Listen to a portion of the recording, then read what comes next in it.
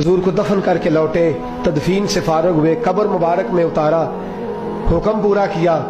कहते हैं वापस आए तो जनाब अनस से सैयदा फातिमा कहने लगी, अनस तूने भी मेरे रसूल पे मिट्टी डाली है, अनस तेरी जुर्रत हो गई थी।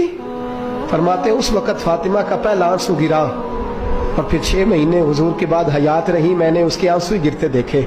लोग सो जाते, वो हुजूर के रोज़े पे जाके बैठ जाती।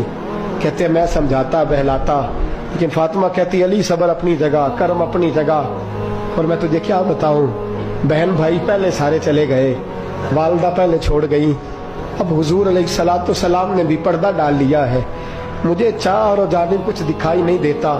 कहते हैं 6वां महीना था हुजूर के विसाल को।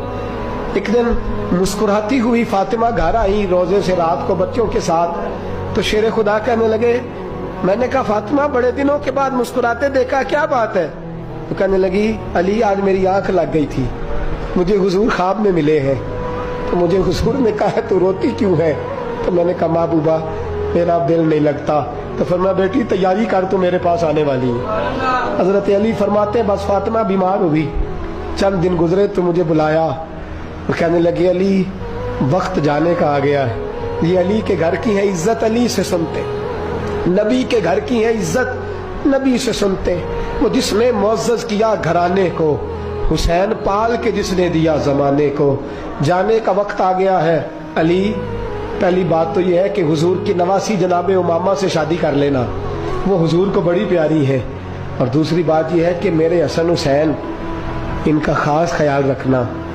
और तीसरे लफ्ज कहे तो हजरत अली तड़प के रोए, कहने लगी मैंने वक्त गुजारा है, आपकी हुकूक मेरी जिम्मेदारी थे, मैं इंसान थी भूल जाती थी, अगर मुझसे कहीं कोई कमी रह गई हो तो मुझे रज़ाए इलाही से दरगुजर करना, कहीं मैं हुजूर के सामने जाके शर्मिंदा ना हो जाऊं। शेर खुदा करम अल्लाह ताला वजहुल करीम फरमाते मैंने हाथ थामा और मैंने कहा फातिमा अली का बड़ा मर्तबा था, पर जो तेरी निस्बत से कमाल था वो तेरा ही था।